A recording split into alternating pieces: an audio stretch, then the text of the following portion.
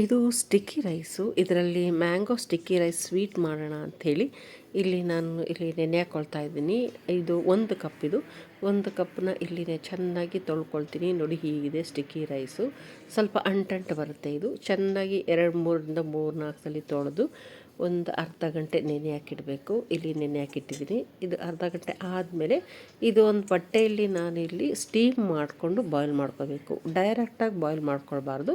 ಇದು ಸ್ಟೀಮಲ್ಲಿ ಬಾಯ್ಲ್ ಮಾಡಬೇಕು. ಅಂದರೆ ಕೆಳಗಡೆ ಸ್ವಲ್ಪ ನೀರು ಜಾಸ್ತಿ ಹಾಕಿ ಆ ನೀರು ತಗಲಿ ಇದು ಬಾಯ್ಲ್ ಆಗಬೇಕು. ಈ ಬಾಯ್ಲ್ ಮಾಡೋಕ್ಕಿಟ್ಟಿದ್ದೀನಿ. ಒಂದು ತೆಂಗಿನಕಾಯಿ ಹಾಲಿನಲ್ಲಿ ಗಟ್ಟಿ ಇರೋ ಹಾಲು ತಗೊಂಡು ನಾನು ಒಂಚೂರು ಸಾಲ್ಟ್ ಹಾಕ್ಕೊಂಡು ಶುಗರ್ ಹಾಕ್ಕೊಂಡು ನಾನು ಸ್ವಲ್ಪ ಬಾಯ್ಲ್ ಮಾಡ್ಕೊಳ್ತೀನಿ. ಇದು ಸ್ವಲ್ಪ ಗಟ್ಟಿ ಆದಮೇಲೆ ಈ ಕಡೆ ರೈಸ್ ಬಾಯ್ಲ್ ಆಗಿರುತ್ತೆ.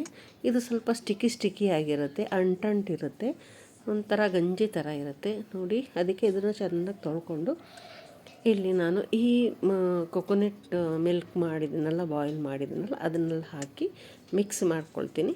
ಇದು ಒಂದು ಅರ್ಧ ಗಂಟೆ ಆದಮೇಲೆ ಇದು ಎಲ್ಲ ಹೀರ್ಕೊಂಡು ಎಲ್ಲ ಗಟ್ಟಿ ಆಗಿಬಿಟ್ಟಿರುತ್ತೆ. ಇದನ್ನು ಹಾಗೆ ಒಂದು 10 ನಿಮಿಷ ಅದು ಬಿಟ್ಟಾದಮೇಲೆ ಈ ಕಡೆ ಮತ್ತೆ ಕೊಕೊನೆಟ್ ಹಾಲನ್ನ ತೊಗೊಂಡು ಇದಕ್ಕೆ 1 ಸ್ಪೂನಷ್ಟು ನಾನು ಕಾರ್ನ್ಫ್ಲವರ್ ಮಿಕ್ಸ್ ಮಾಡಿಕೊಂಡು ಸ್ವಲ್ಪ ಶುಗರ್ ಹಾಕ್ಕೊಂಡು ಚಿಟಿಕೆ ಸ್ವಲ್ಪ ರುಚಿಗೆ ತಕ್ಕಟ್ಟು ಸ್ವಲ್ಪ ಚಿಟಿಕೆ ಉಪ್ಪು ಹಾಕ್ಕೊಂಡು ಮಿಕ್ಸ್ ಮಾಡಿಕೊಂಡು ಸ್ವಲ್ಪ ಬಾಯ್ಲ್ ಮಾಡ್ಕೊಳ್ತೀನಿ. ಇದು ಸಾಸ್. ಇದಕ್ಕೆ ನಾನು ಫ್ಲೇವರಿಗೆ ಸ್ವಲ್ಪ ಬಿರಿಯಾನಿ ಎಲೆನ ನಾನು ಹಾಕ್ಕೊಳ್ತೀನಿ. ಬೇಕಿದ್ದರೆ ನಾವು ಏಲಕ್ಕಿ ಪುಡಿನೂ ಹಾಕ್ಕೋಬೋದು. ಹಾಕ್ಕೊಂಡು ಶುಗರ್ ಸ್ವಲ್ಪ ಹಾಕ್ಕೊಳ್ತೀನಿ ನಾನು. ನಮಗೆ ಸ್ವೀಟ್ ಎಷ್ಟು ಬೇಕೋ ಅಷ್ಟು ಹಾಕ್ಕೋಬೋದು. ಇದು ಸಾಸ್ ಥರ ಗಟ್ಟಿ ಆಗುತ್ತೆ. ನಾನು ಮ್ಯಾಂಗೋನ ಸ್ವಲ್ಪ ಸಿಪ್ಪೆ ಎಲ್ಲ ತೆಗೆದಿಟ್ಕೊಂಡು ನಾನು ಸ್ಲೈಸ್ ಮಾಡ್ಕೊಳ್ತೀನಿ.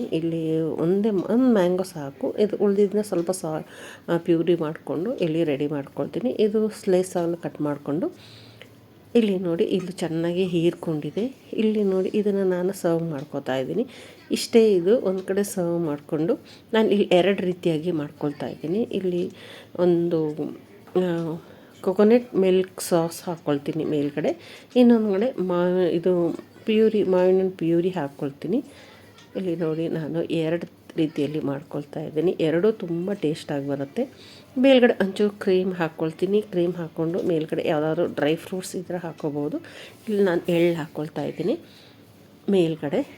ಈಗ ನೋಡಿ, ಇದನ್ನು ನಾನು ಯಾವ ರೀತಿ ತಿನ್ನಬೇಕು ಅಂತಂದರೆ ಎಲ್ಲ ಮಿಕ್ಸ್ ಮಾಡಿಕೊಂಡು ತೊಗೊಳ್ಬೇಕಿಲ್ಲಿ. ತುಂಬಾ ಟೇಸ್ಟಾಗಿರುತ್ತೆ ಈ ಮ್ಯಾಂಗೋ ಸ್ಟಿಕ್ಕಿ ರೈಸ್ ಅಂತೂ. ಇದು ಥೈಲ್ಯಾಂಡ್ದು ಫೇಮಸ್. ಇದು ತುಂಬ ಟೇಸ್ಟ್ ಇರುತ್ತೆ. ಒಂದ್ಸಲಿ ಮಾಡಿ ನೋಡಿ.